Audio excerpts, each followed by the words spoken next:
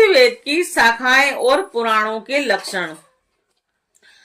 सूची कहते हैं कि सोनक आदि ऋषियों में कह चुका हूं कि अर्थवेद के ज्ञाता सुमंतो मुनि थे और उन्होंने अपनी संहिता अपने प्रिय शिष्य कंबंध को पढ़ाई और कंबंध ने उस संहिता के 2 भाग करके पथ्य और वेद दर्शक को उसका अध्ययन कराया और वेद दर्शन के 4 शिष्य हुए, सोलकायनी और ब्रह्मबली, मोदोश और पिपलियायन। और अब पथ्य के शिष्यों के नाम सुनो। सोनक जी पथ्य के 3 शिष्य थे, कुमुद और सुनक और अर्थवेता जाजली।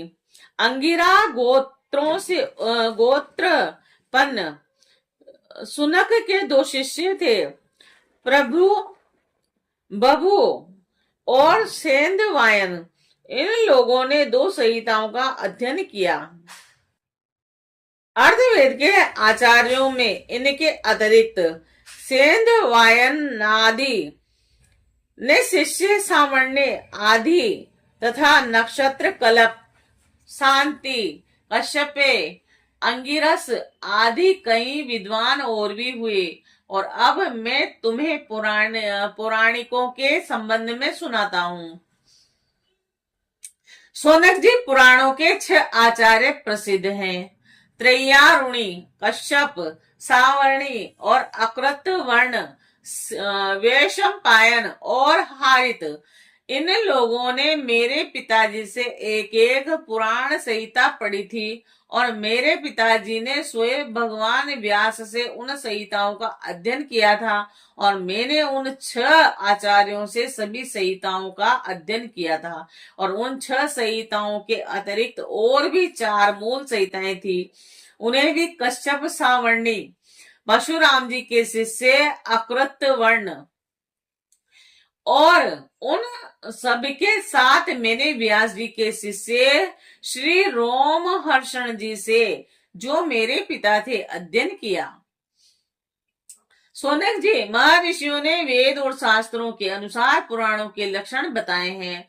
अब तुम स्वस्थ होकर सावधानी से उनका वर्णन सुनो। सोनक जी पुराणों के पारदर्शी विद्वान बतलाए हैं कि पुराणों के 10 लक्षण हैं, विश्व सर्ग, विसर्ग, वृत्ति, रक्षा, मनवंतर, वंश, वंशानुचरित्र, संस्था, प्रलय, हेतु, उत्ति और अपाश्रय।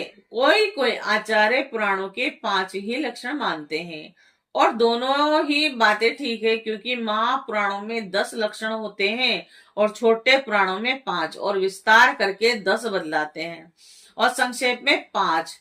अब इनके लक्षण सुनो।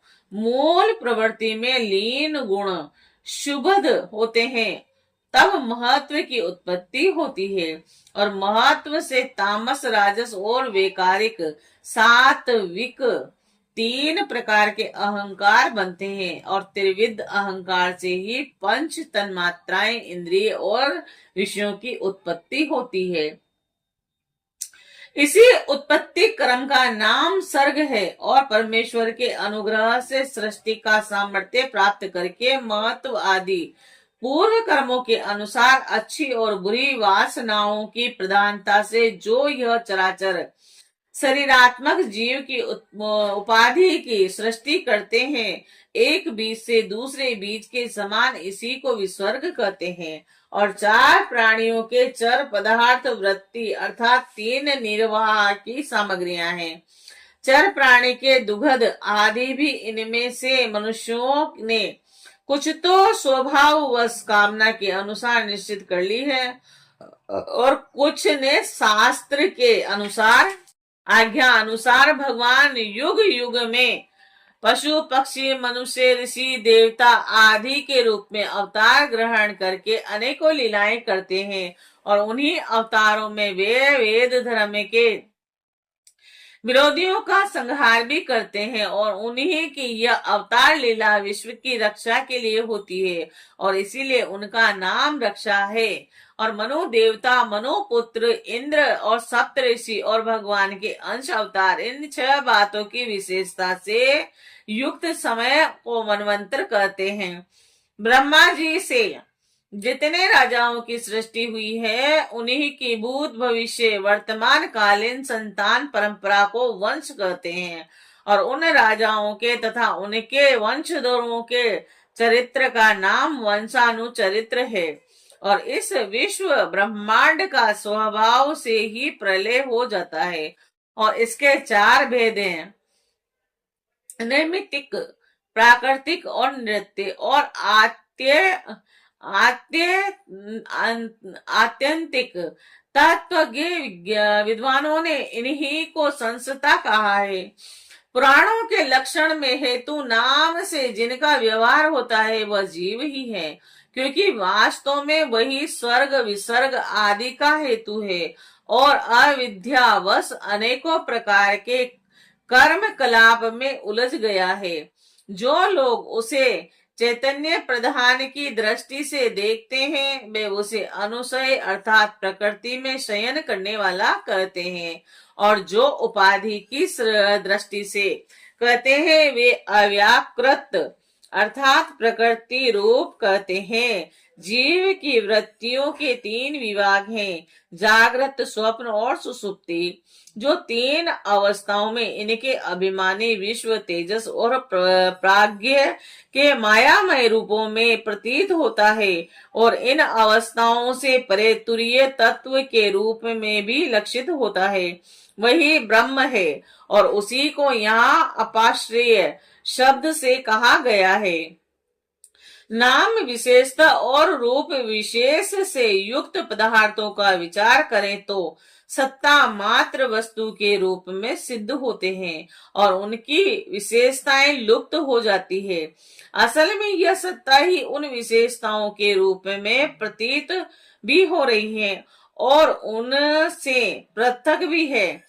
ठीक इसी न्याय से शरीर और विश्व ब्रह्मांड की उत्पत्ति से लेकर मृत्यु और महाप्रलय प्रयत्न जितनी भी विशेष अवस्थाएं हैं, उनके रूप और परम सत्य स्वरूप ब्रह्मा ही प्रतीत हो रहा है और वह उनसे सर्वथा पृथक भी है। और यही वाक्य भेद है।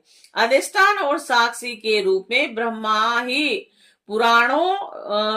पुराणोक्त आश्रय तत्व है।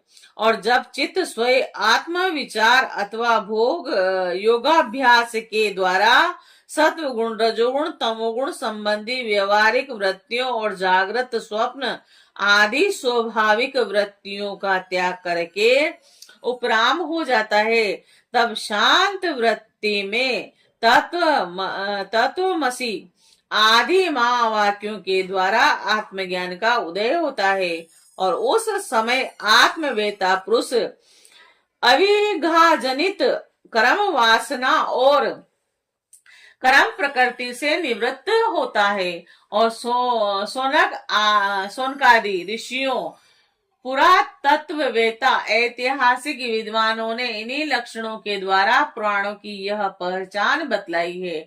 और ऐसे लक्षणों से युक्त छोटे बड़े 18 पुराण हैं और उनके नाम इस प्रकार हैं: ब्रह्म पुराण, पद्म पुराण, विष्णु पुराण, शिव पुराण, लिंग पुराण, गरुड़ पुराण और नारद पुराण, भागवत पुराण, अग्नि पुराण, स्कंद पुराण, भविष्य पुराण और ब्रह्म वेतार्थ पुराण, मार्कंडे पुराण, वामन पुराण, ब्रहा पुराण, मत्स्य पुराण और कर्म पुराण और ब्रह्मांड पुराण, ये 18 है।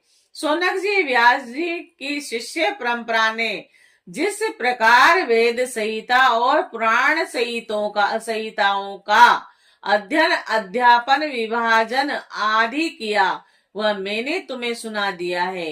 ये प्रसंग सुनने से और पढ़ने वालों के ब्रह्म तेज की वृद्धि करता है। जय श्री राधे, जय श्री कृष्णा।